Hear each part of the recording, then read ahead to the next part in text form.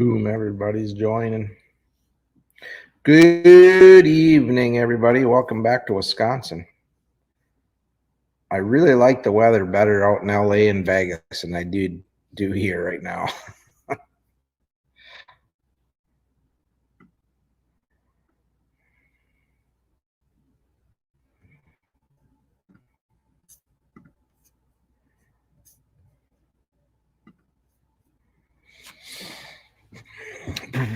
Who's been out fishing so far? Who's got the boat out?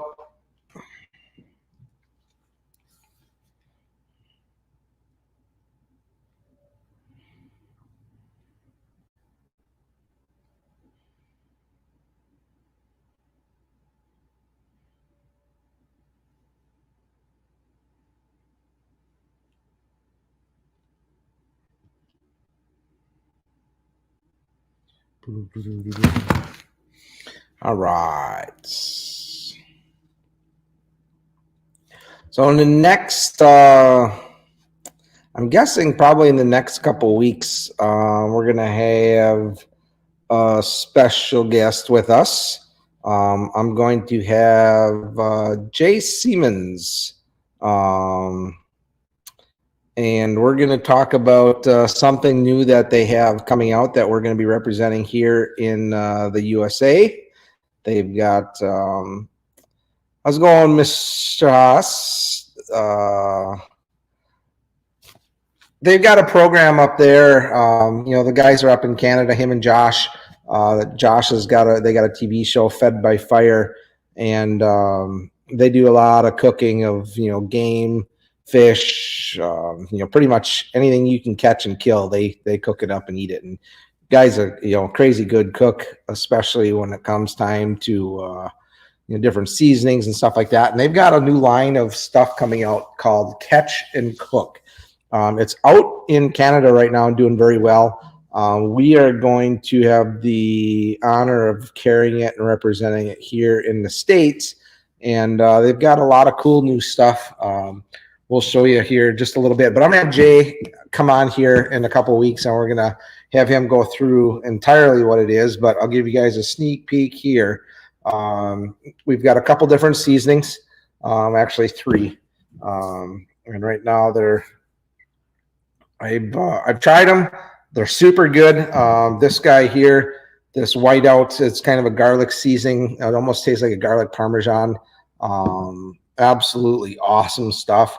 And I haven't tried the other ones yet. We just got back from vacation, and these were on my doorstep, so I'm excited to try them. And they've got, I think you guys may have seen the picture. They've got a folding fillet knife here that's actually super nice. I cleaned a bunch of perch with it the other day, and it's the right size. It's got the right flex to it. Nice part about it is it is folding, so you can tuck this thing away pretty easily. You don't have to worry about a sheath. Nice wood handle. It feels pretty good.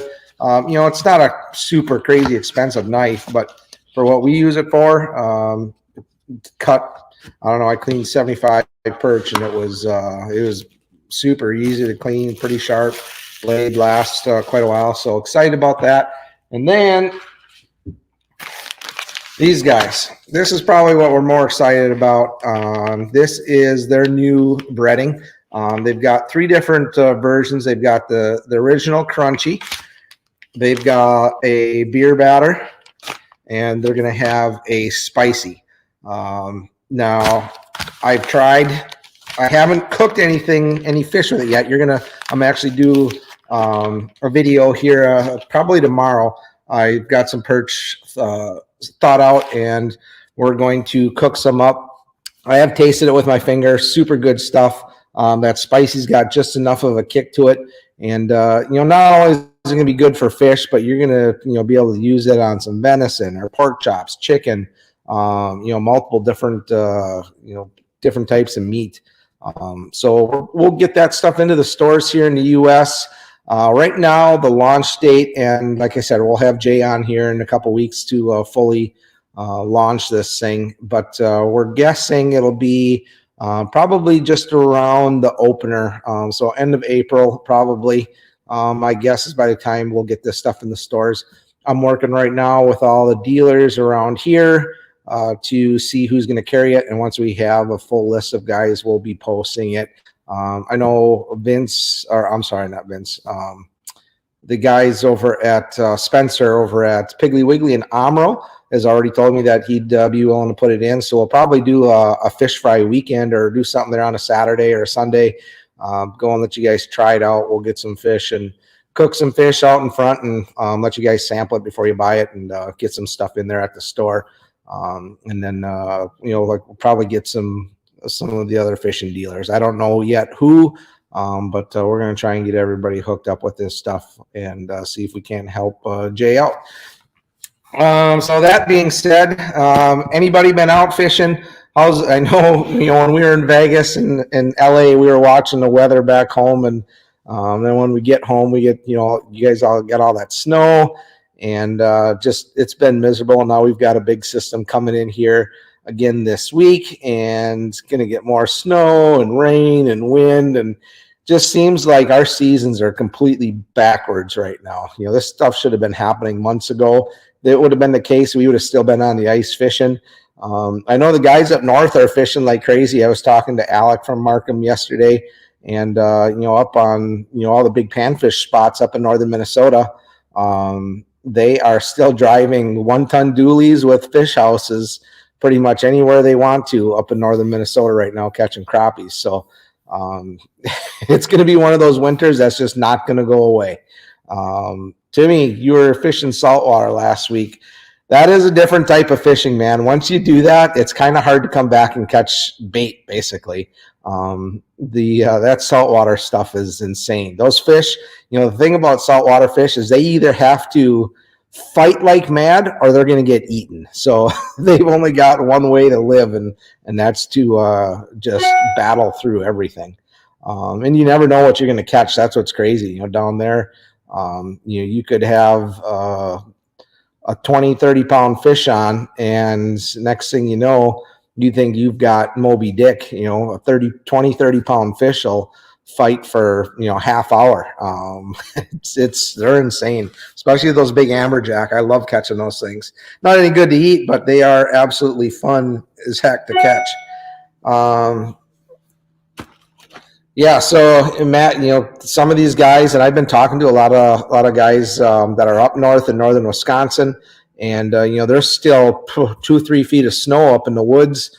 It really hasn't even started to melt or go away yet. Obviously, the suns are beating on our shorelines. But if you really want to get out and do some ice fishing, you could drive north of Green Bay or north of the valley here, probably about an hour, and get onto some ice yet. And then obviously the guys up in Minnesota, it's full blown, middle of ice fishing season over there. So my boat has been out, and I am pretty much completely converted over to open water. We've been getting quite a few perch. The perch bite here so far has been really good. Walleyes have been slow.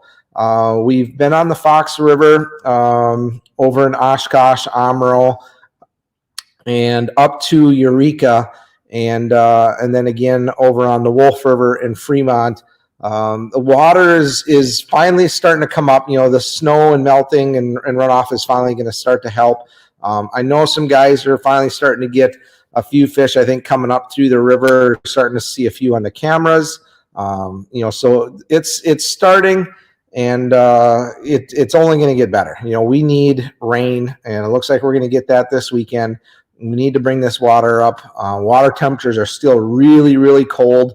The ice for the most part on the river system is pretty well gone. There's occasional some chunks out of the backwaters of the Wolf that are still going to start coming down, but for the most part, the ice is gone on Butamore through Winneconne. Now, Poygan hasn't broke up yet, so once Poygan breaks up, I'm guessing that'll probably happen with this wind coming up here this weekend. It looks like Winnebago opened up quite a bit. Just driving around there this morning, and could see open water for quite a long ways. So it looked like the wind kind of did a number on Winnebago too. So it's coming, guys. You know, get the boats ready, get the open water stuff ready, and she'll be rocking and rolling here in another week or two. Let's see. So my perch, they were all pre-spawn yet. Nothing. They were starting to get pretty soft, and the eggs were, you know, if you give a good squeeze at the females, the eggs will come out. But mostly the fish, you know, I think I only caught 3 or 4 females. Everything was pretty much males, and they were, you know, some of them were milking, some of them were still pretty hard yet. So I guess here, you know, maybe that with this warm up this week, a couple days, that it will, you know, it'll probably start to happen on some of the lakes where I was. At least I give it another week or so, and they'll probably be, you know, spawning here. So we're getting there. We need some warm weather. We need some rain. We need some water, and stuff will really start to fire once we get that. Yeah, Randy, Jay's videos are awesome. That guy, he's a class act for sure. And the other guy I want to try and get on here, my buddy Gussie. I don't know if anybody followed. I'm sure you have. You know, the Bassmaster Classic was this last weekend, and the great white snow leopard from Kenora, Ontario, Mr. Jeff Gustafson, ended up winning the Classic, first Canadian ever to win the Classic. So my hats go off to him. I know he's driving back north, and he's trying to unwind, and you know, don't want to bother him a whole lot here. Let him enjoy the win, and I'm gonna try and get him on and have you guys be able to chat with him. I think that'd be pretty cool. I know he's got a busy schedule, but we'll make it happen one of these weekends or one of these weeks. If not, I have to change a day and accommodate his schedule or something like that. I'll let you guys know, but we'll get Gussie on and have him talk some fishing with us. Back to the fishing. So water's still pretty low, pretty slow, cold. Still some ice, you know, out on the big lake and out on Poigan. But I foresee that stuff to be gone here, you know, probably within a week. As long as we get that wind and stuff, I think that'll probably all blow away.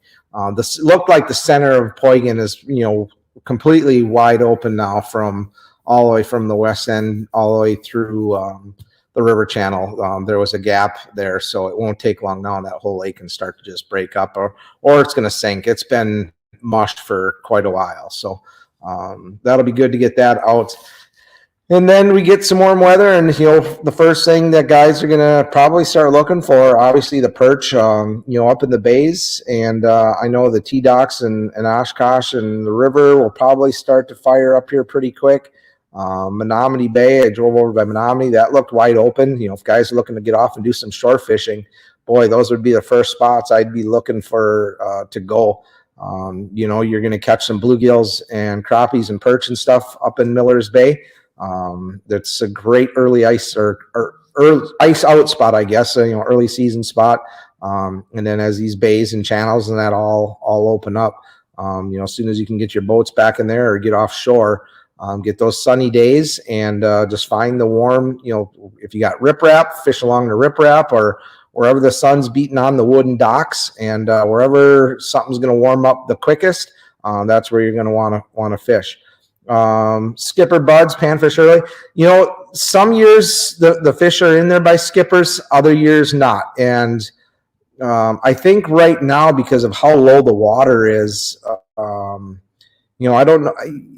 It's going to be a spot that's going to warm up quick, so they may be in there, but it'll probably be a pretty short-lived thing. What I've noticed on this system is when you get, you know, when the ice goes out, those really shallow bays, dark water, warm up fast. Those fish flock to those areas like immediately, but then it seems like they're gone just as quick. They're only in there for, you know, a few days, I think, just to warm up and you know, build up their metabolism a little bit, and then it seems like they go back out deeper a little bit and start pre-stage for spawning, and you know, that'll come well into June. So you know, you got to try it. You know, you can't catch them on the couch. And biggest thing is just, you know, when we start looking for all these early season spots, you know, there's some days you just got to drive around for, you know, half a day just to find them. And don't be discouraged.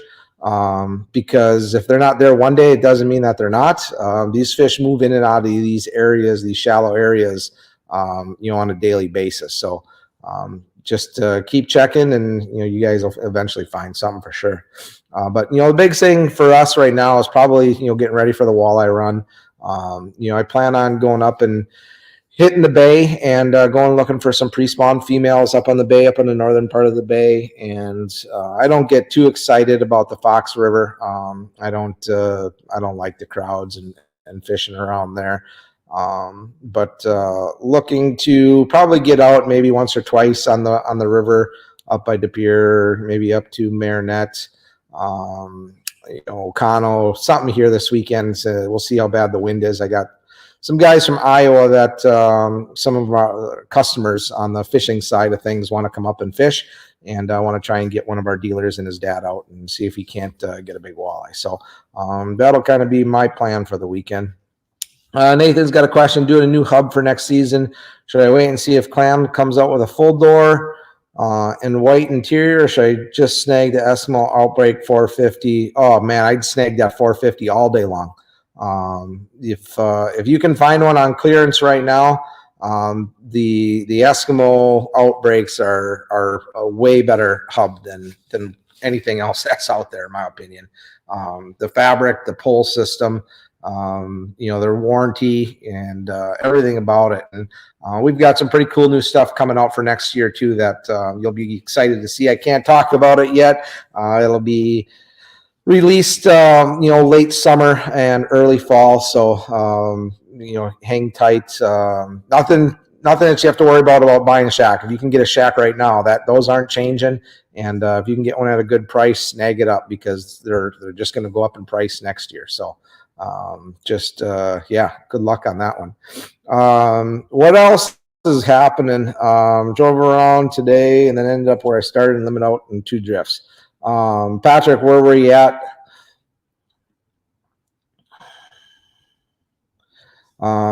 Jamie, it sounds like quite a bit of the launches up there, and I haven't been up there yet, and I plan on calling and talking to maybe Andy up there tomorrow and seeing how things are going. But the Menominee is definitely on my radar to go up and check that out. Oh, Patrick was up in Fremont. Nice. So did the water come up at all the last 2 days, Patrick, up in Fremont? I know it was getting pretty low and pretty slow yet.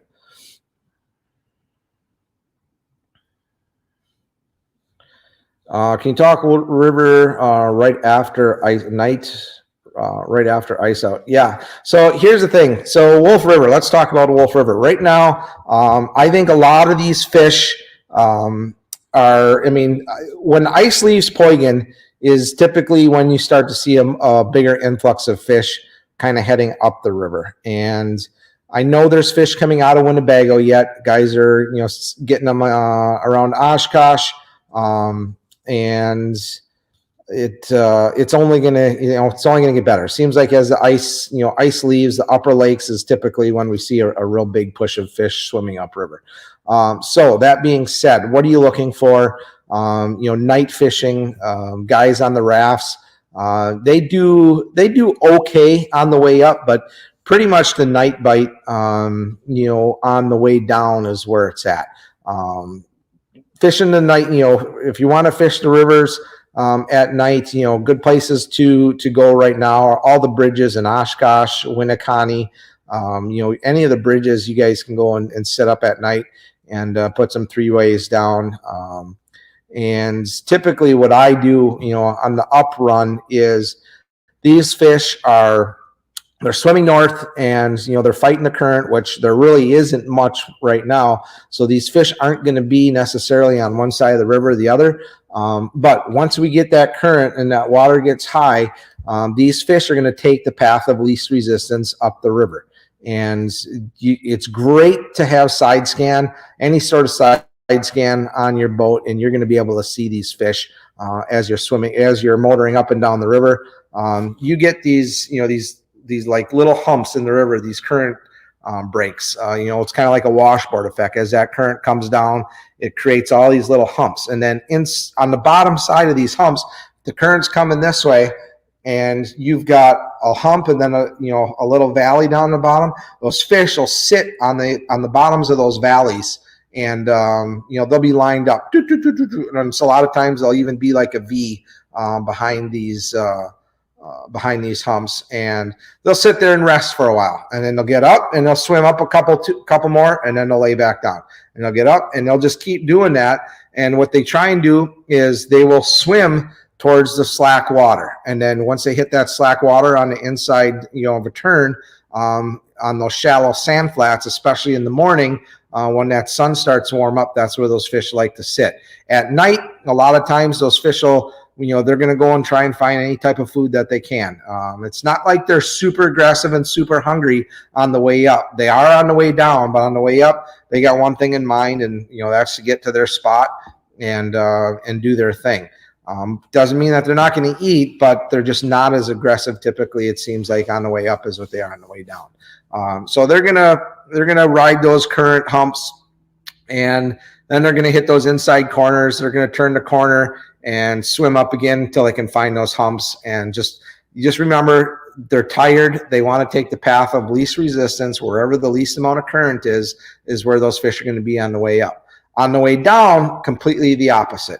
Those fish they're riding a jet stream, man. They get up middle of the water column, and whew, they're hitting every fast corner that they can, and they're just cruising down the lake, and they're tired, and they just want to get back out to wherever they're headed. So they ride the current, and that's when you see a lot of the guys really whacking on them at night, floating rapalas on cane poles, on the corners. And they bury the depths, because those fish a lot of nights are just a couple feet below the surface. Everybody thinks walleyes are bottom fish, and they are, but when they're cruising back, they can be anywhere in that water column. Water clarity, the biggest thing with water clarity is, can a fish see your jig or not? I mean, that's really all it is about water clarity in the river system. There are going to be areas that are going to have different clarities.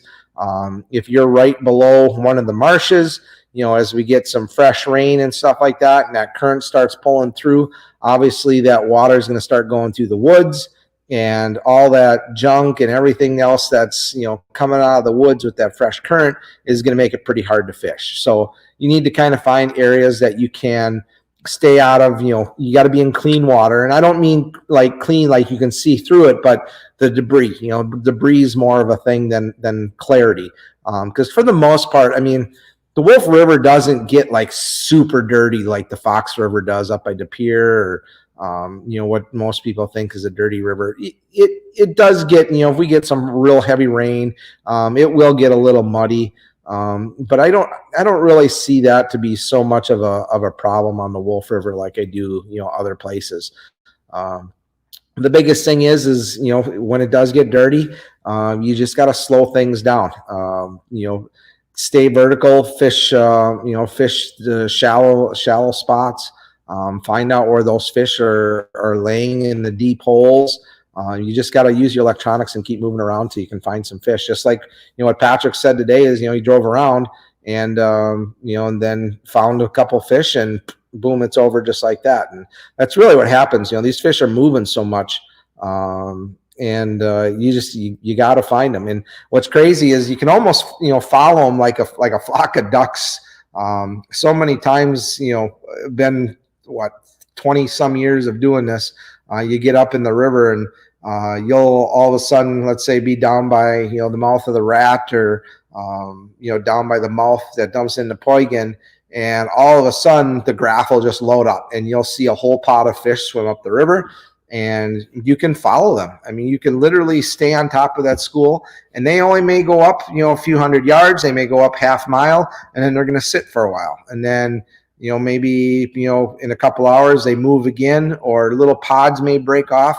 But it's fun to see that, and you can stay on top of them, and then just follow them all the way up to however far you want to go. Typically, once the major pushes of fish start coming through the mouth up in the Poigan, from there it'll be wave after wave after wave, and they'll get up, and once they start hitting the marshes, then they kind of spread out, and kind of once they go into the marshes, it's pretty much impossible to get anything to eat, because they're just they got one thing in mind. But once they come back down, the females are usually turning and burning, and they're looking for food, and the males will hang around for quite some time. And you just got to, like I say, just keep moving around till you mark fish. And how we're fishing, I love drifting. I love anchoring up on some of the corners and throwing hair jigs, especially on real sharp breaks up on the shallow flats. If you mark a bunch of fish up on those flats, casting small hair jigs and just letting them fall, let those hair jigs fall down into the current and right past their nose, works great. Last year I did a lot of fishing of Dubuque rigs. It was easy for clients to do. It was very effective. And if anybody doesn't know really what a Dubuque rig is, something that's done on the Mississippi a lot, and other parts of the country too.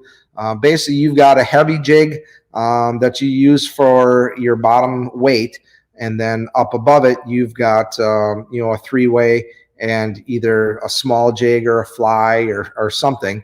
But what I was doing is I was having guys just pumping big hair jigs, like a 3/8 ounce hair jig, and up above it, a leader going out with a couple flies. And you can fish the flies bare. You can fish them with minnows. It doesn't make a difference. And the nice thing is, it's a really, really nice, slow. You can really just kind of slowly pump those jigs, those hair jigs, give it a nice undulating motion under the water. So, you're not really ripping these things. And, when it's cold like this yet and early on, and when the fish are slow, those Dubuque rigs work really well. And then, once everything really gets rocking and rolling, the magic temperature, I tell everybody, is 50 degrees. Once that water temperature hits 50 degrees, the minnows go away and crawlers come out, and then we start dragging crawlers. And that's some of my favorite type of fishing. Long Carolina rigs in the river, dragging crawlers. It's about as simple of fishing as what you can possibly get. You're running a little 16th or 8th ounce egg sinker up to or just up past the barrel swivel, and then from a barrel swivel down to your hook, you usually got about a 2 to 3 foot leader, and it's just a single gold or red, whatever, just a regular little panfish style hook, usually like a number 4 or number 6, and half a crawler or a whole crawler depending on the day, and just let the current drag you downstream and let those baits just drag along the bottom. And like I say, those fish, they're kind of coming back down, and you get into those humps, and as soon as those baits fall down into those holes, it seems to be that there's always like a little bit of an eddy there. So as that current comes over the top of that hump, it does a swirl, and those fish will sit on the bottom side of those humps, and as that bait comes back over the top, it'll swing it around, and they see it, they smell it, they suck it in, and it's all over. So Matt, when you're fishing those Carolina rigs like that, it's not really, you really don't have any snags. You've got a little egg sinker that can ride over the top.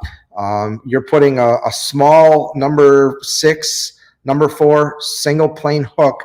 I usually put a bead or a float right above that hook just to keep it up just enough, or you can inject air into the crawlers. And that's it. I mean, even if you do get snagged up, a single hook like that, you can pull that out, and it'll straighten out the hook, or very seldom do you ever lose anything. And if you do, you're losing a 5-cent hook. So it's not like you're doing a whole lot. Is it better dragging rigs better than jigs? Well, some days jigs outperform the rigs, but I can tell you in the last 10 years, I've caught more fish on Carolina rigs than I have on jigs and crawlers, without even a doubt. It's a simple way of fishing, and the thing with jigs is jigs pick up a lot of debris. Jigs seems like guys, are constantly getting snagged up on stuff. Granted, we fish them a little bit different, and can usually get away with it. But when you get somebody that's new to dragging, it's a little hard for them. So That's why those Carolina rigs work so well, because you can literally just hold your rod and those egg sinkers will crawl through. And if your crawler is floating just a little bit or just a little bit off the bottom, there really is nothing to get snagged up on. Every once in a while, you might hit some timber, but you know, it's a very, very productive way of catching fish on the Wolf River. You know, I don't think it's because it's higher. I just think it's because you're not picking up the debris. I think it's floating, or I think it's laying down on the bottom at a lot level or plane. It's a lot more natural than having, you know, a weight on your hook that is, you know, catching every, you know, if you got leaves or branches and stuff down there, you know, you can watch your rod tips, right? Your rod tips are always just kind of bouncing. You know, I have a feeling that when it's doing that, a lot of times, because your weight is on the hook where your bait is, it's stirring up leaves and stuff like that. Now, that can be good some days, and I think those fish look for that. You know, they're looking for frogs or crayfish or anything that's on the bottom that they're going to go up and scarf up and eat. But with that Carolina rig, you've got a sinker that's dragging along the bottom, and then 2 to 3 feet of line behind it.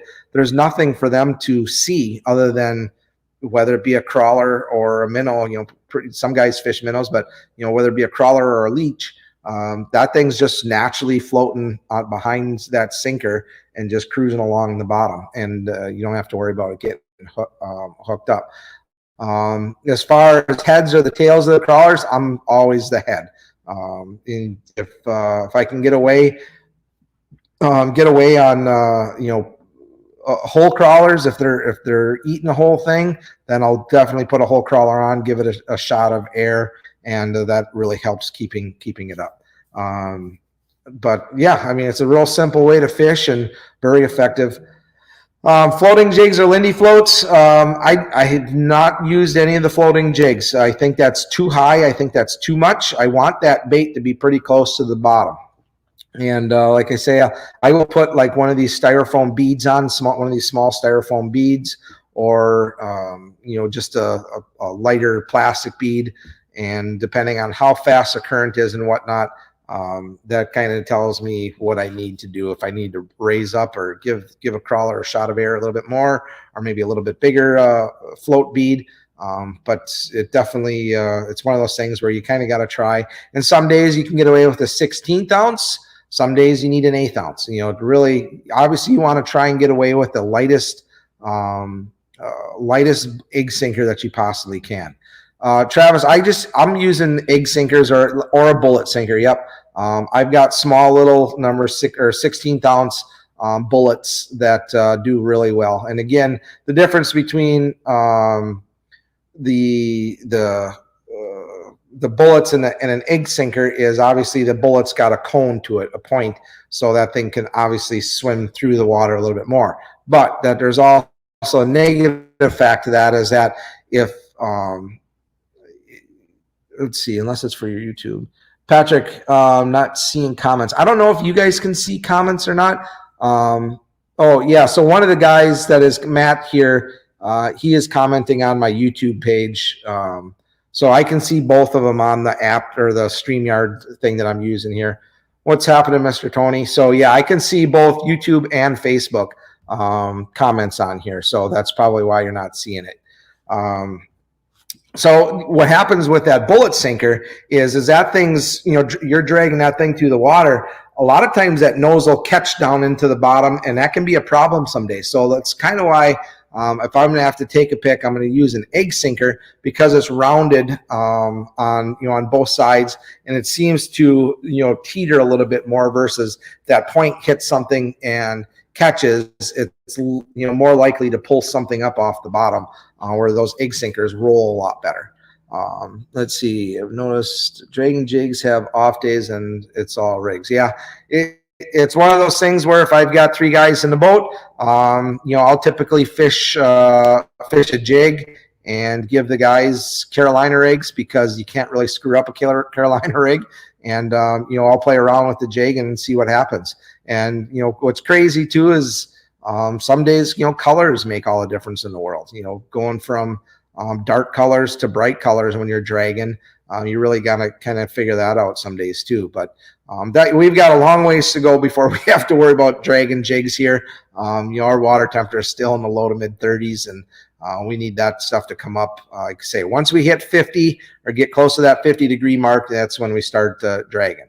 And then when we get up into that low 50s, mid 50s, and if the water's high enough, that's when some of the absolute most incredible fishing happens on the Wolf River up in the northern part, New London, Shiocton.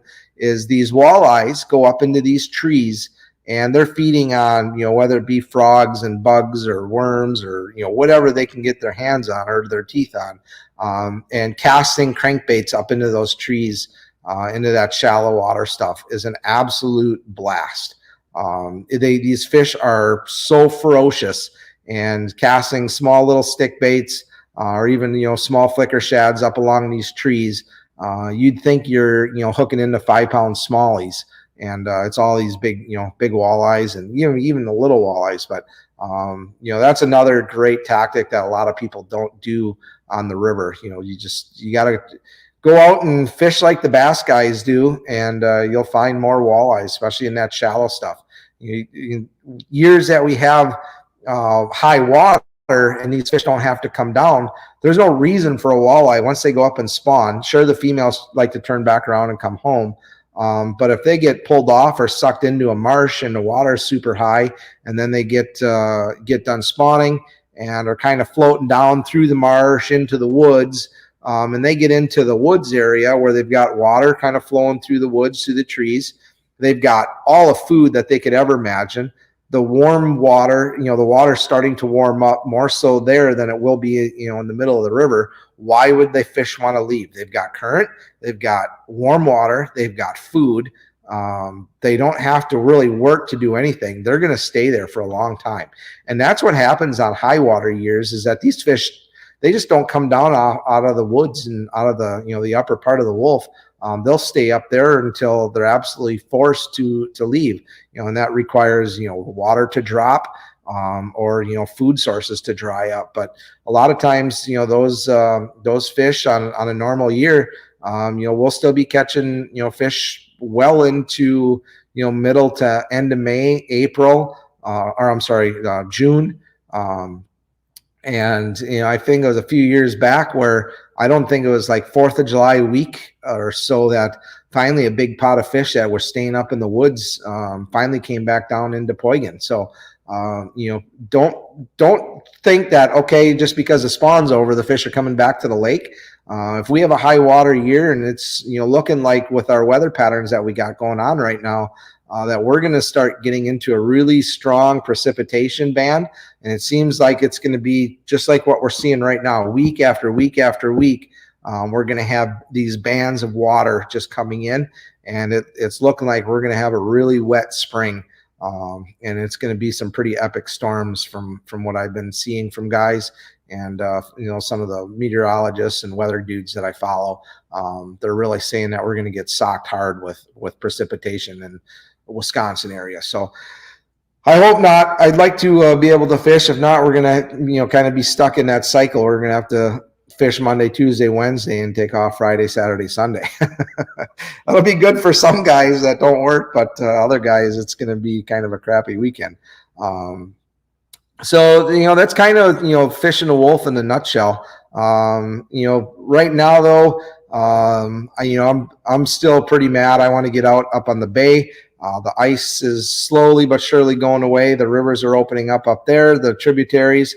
And that's where, if you're looking for a true giant, getting into those teens and looking for a big female right now, that's going to be the place to be. And I think you're going to start to see guys head out of the Fox and maybe start to move up towards the northern part here over the weekend. I know it's supposed to be nice on Sunday and pretty crappy on Friday and Saturday.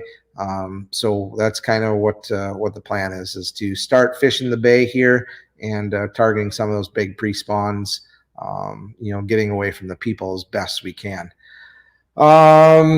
Matt was asking, switching to Bago chain gills. Jeff Craig, the marshes on our property do really well for spawning. Jeff, where are you at?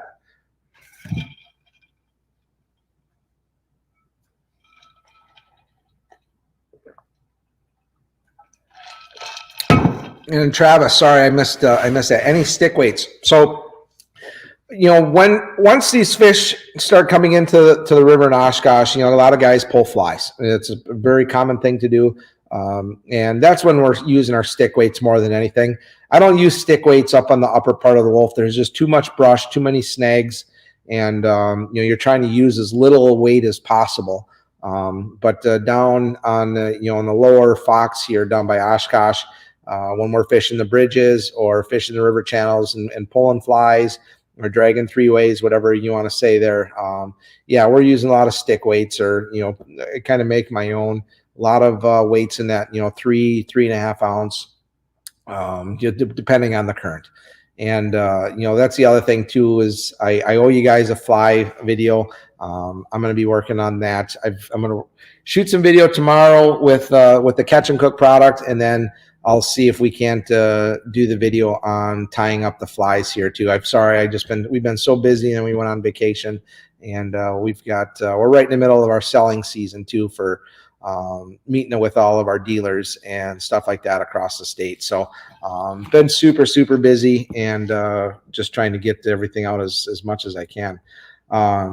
Let's see, going back to the bluegills. When do you think the gills will enter the channel? Sorry if this was asked. So when do I think we'll enter the bluegills will enter the channels? They're already there.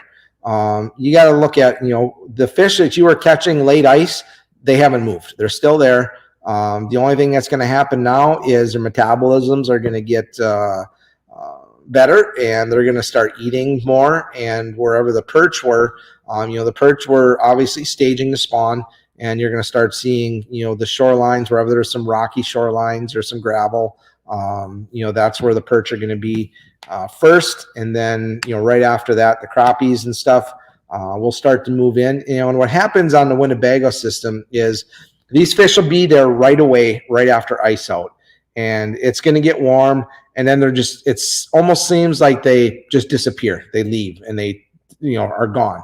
But all they do, they're up in that shallow water right now, warming up, and getting their metabolism, their feeding and stuff back. And then they'll leave those really shallow areas and go out into the bays and just outside the bays, and then stage back up again just before spawn.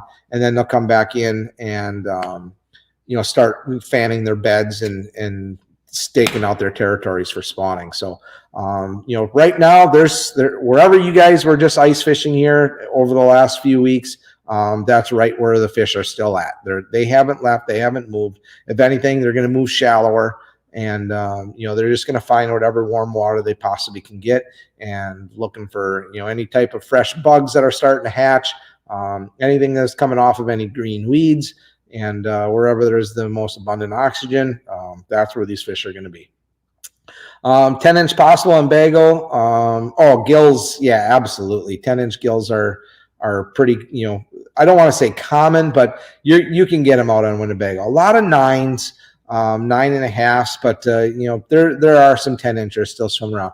I'd say more so on the upper lakes than on Bago. Seems like the Bago fish really get picked over. I know we had some pretty good ones this winter, ice fishing into some spots, and everybody's like, oh yeah, we were catching 10-inchers. Well, yeah, put one on a stick once. A lot of people tell me that they catch 10-inchers, and they're truly like 8.5s that are just nice and round. Guys catch a 10-inch bluegill, they think they got the world record if it's a true 10-incher because it's so big. So there are some 10-inchers out there, like I say, more so on the upper lakes, but definitely a lot of 9.5-inch fish we've seen this winter. So that was good to see. A lot of 8.5s, which my perfect eating size fish, and what I keep versus what I throw back. I scale all my fish, so a 7.5 to 8.5-inch fish is typically what I keep. Typically anything bigger than 8.5, I'm putting back anyway. So I don't mind those smaller fish. I think the bones fry up a lot better, and you don't get those pin bones, and it just I don't know. It seems like the smaller they are, the sweeter they are, and less fishy taste that they have too. So it's a lot of good panfish, spots on Winnebago. Let's see, what else do we got?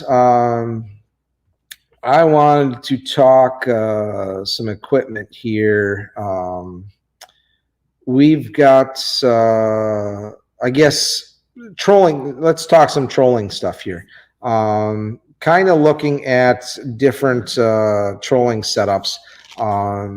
What are you guys using for trolling reels? I've been using the Dakotas for quite a few years, the Shimano's, and curious on guys' opinions on the low profile versus the standard line counter reels. What are guys? I mean, how about the Okuma? The cold water, low profiles. I've been looking at those. Really kind of trying to see if it's worth trying something new or just kind of sticking with the Dakotas. They haven't really let me down. I've got a lot of years of use on those things, and my clickers, not my clickers, my line counters here are have just been sticking a little bit. So I took them all apart, cleaned them, and I got them all working perfect again now. So, but I think it's just time to upgrade here and try and see what I want. I've used the Daiwas. I don't like the Daiwas. I like the anti-reverse. I like the drags on the Shimano's. But Tony switched out the Okuma Cold Water Low Pros. What sizes are you using, Tony?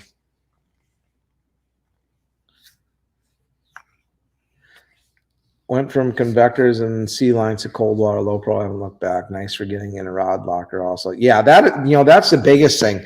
One thing I've noticed so far with the Nitro though, compared to the Lund, is the Lunds, the tubes were so much closer together. So as far as getting rods in and out of the tubes with those big with the big Dakotas, the bigger reels, it was kind of a pain. You almost had to like stagger them. But the tubes in the Nitro are spaced out so much nicer that it's a lot easier to get those rods in and out with the bigger reels. So yeah, Shimano Superior.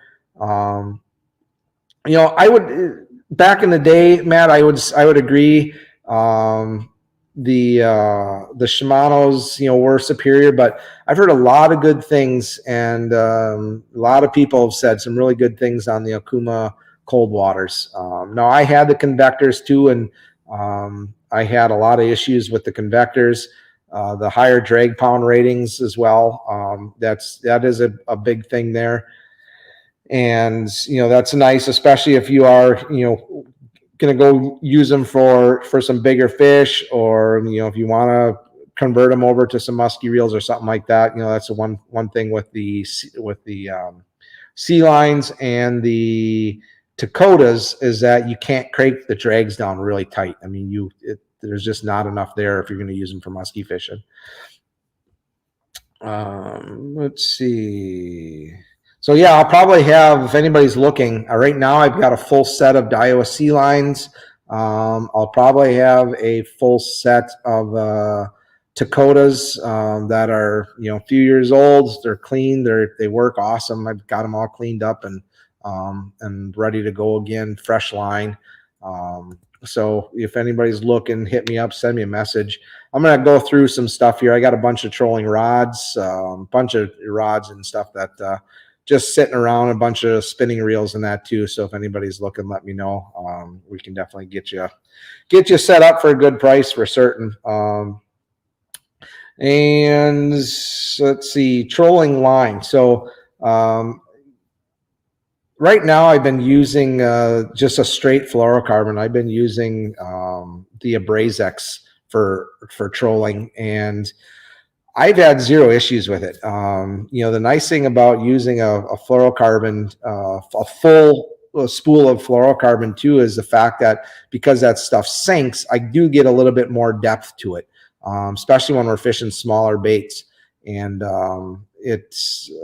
let's see, what's next? You normally shift working now. I got the night off. Keep talking. Yeah, we'll keep talking until, and ask questions, guys. Help me out here too. I'm trying to get, rattle stuff off and kind of go over what I'm using. But anyway, going back to line. So I run a 12-pound Abrazex on all my stuff.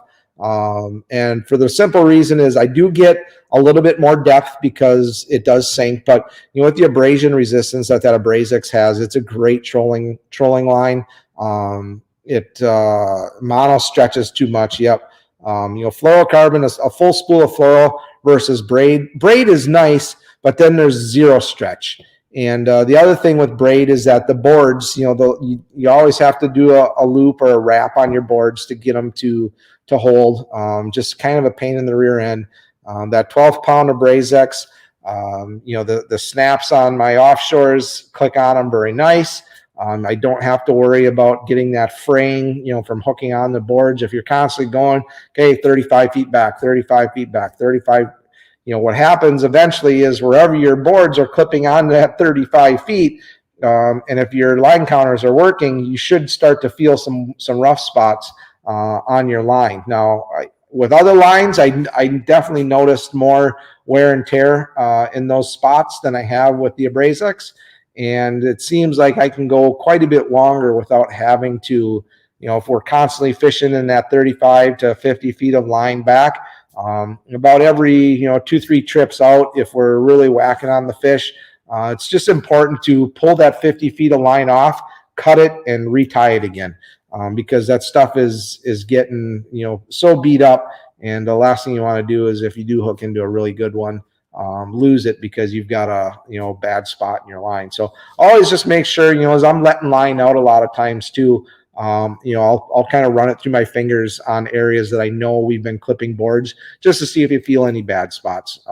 Just a kind of one of those things, mind over matter.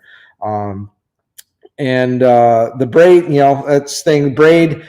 I think just because there's that initial shock when those fish hit, so many times that it, those fish will throw that hook just because of the zero stretch.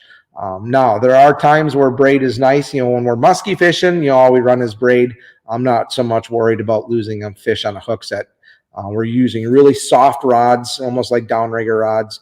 And when those fish hit, they crush a bait. So there's really not much there to worry about. But with the walleyes, a lot of times, if these fish are really just nipping at the tail and stuff too, I want that rod to load up and that line to load up before it, pulls back versus just that instantaneous shock that you get with braid. So definitely has worked for me. Not saying that's what the answer is. Everybody kind of has their own method of doing things, but definitely that's been my ticket is that Abrazex.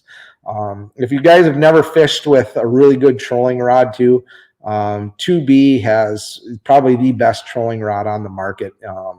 And especially when we're long lining, I guess I never realized how important it was to have good trolling rods.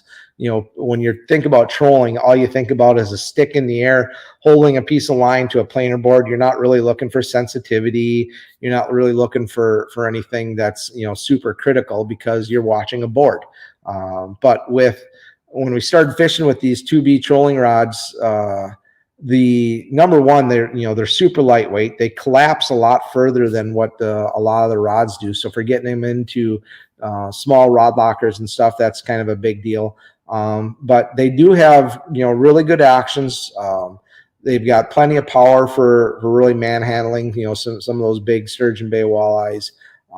But they'll still take a small, 15-incher out of Poigan any day too.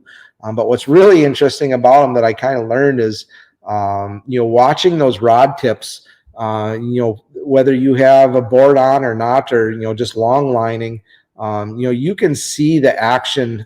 They just pick up so much more action and energy from the bait. You can actually watch the rod tips vibrate.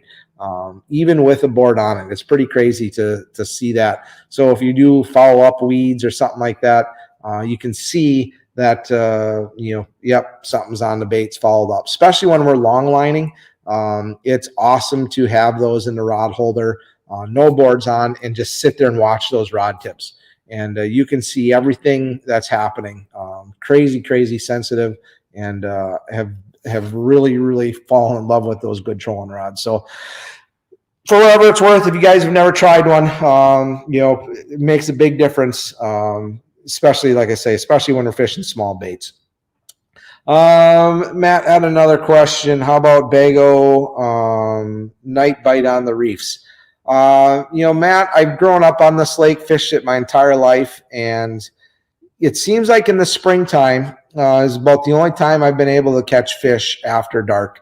And that's, been off my grandma's dock over on the East Shore, fishing the shorelines with, lighted slip bobbers and such. But going out on the reefs after dark, it's never really worked, man. I don't, these fish are just,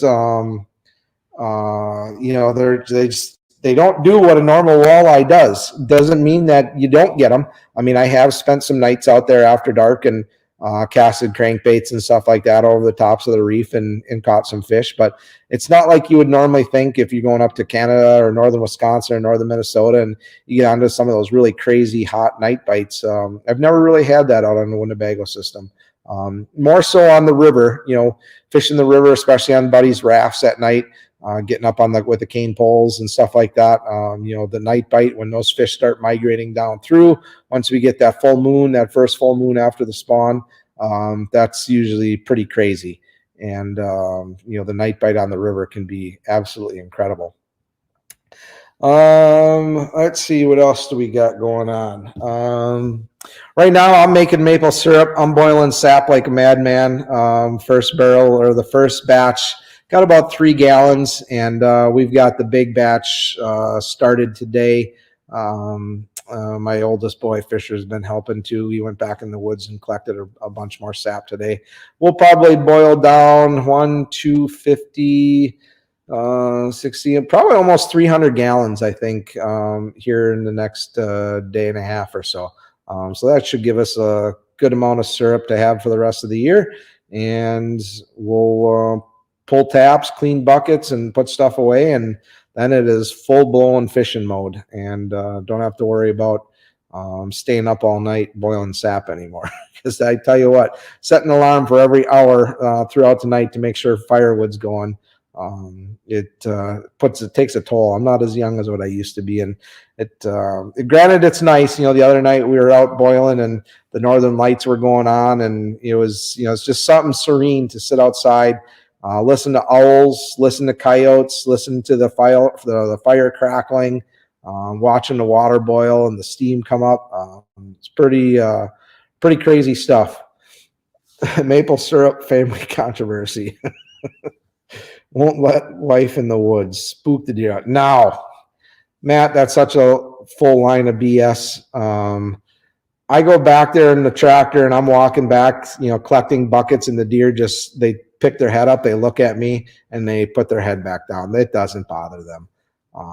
We've been tapping the woods here, and we've seen no distraction with deer whatsoever.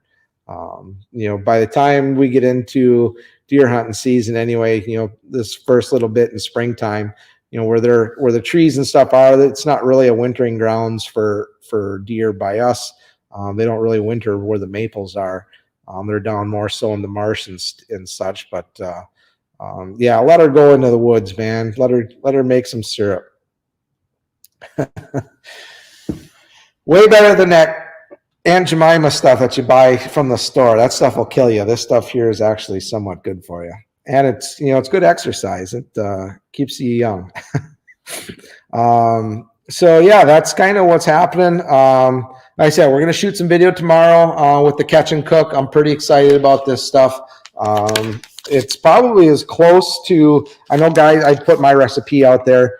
This stuff is about as close to my recipe as I've ever found. So it'll be exciting to have something that I can promote and go out and get guys on some really good batter here. So we'll show you how that stuff cooks up and give you a little bit of a video on that. We'll have Jay on here in a couple weeks. I will be shooting that fly video, show you guys how I tie up my flies. I need to get back into tying here now that I'm back home and get all my hair jigs and stuff done. I just ordered a bunch of new powder paint. I've got some pretty crazy colors that that I'm working with and working on that you probably haven't ever seen with powder paint. So trying some new stuff out there. I'll let you know how that goes. And so far, a couple of the samples that I did here today, I couldn't wait any longer. I had to go in the garage and just fire up the torch and paint a couple just to see how it turned out. And man, it's there's not too many brush guys or airbrush guys, I don't think, that could do what this new powder stuff is doing. So pretty exciting to see some of the cool colors that I'll be able to do there. Other than that, it's yeah, I'll probably sign off here and keep you guys posted in on what's happening on the river. Please, if you have any questions or looking for any info or anything like that too, shoot me a message on Facebook or, text, call, whatever. I'll do whatever I can to answer. Some of the prime dates for white bass, if guys are looking to get out, the weekends and stuff are starting to, fill up pretty quick. Weekdays and that are still fairly open. I think everybody's kind of held back on booking just because they don't know what the weather is going to be like. But once we get going, it's going to be everything's going to book up pretty quick. I'm certain. So if you're looking, just let me know. Hey, Travis, thanks for coming, man. I appreciate it. You have a good night as well. And Matt, thank you for coming. So yeah, it's exciting time of the year. Before you know it, it's going to be winter again if it ever decides to leave. So I guess get out and enjoy spring while you can. These big females are only fat for a couple more weeks, and it's back to normal fishing again. So enjoy it. Put those big females back and let them do their thing, and go catch some of those perch right now that are on fire. I'm more excited about filling my live wells with perch than I am anything else, just because they're so good to eat. But cool, guys. I appreciate it. Thanks for stopping. Have a good night, and we'll catch you guys next week. Cheers.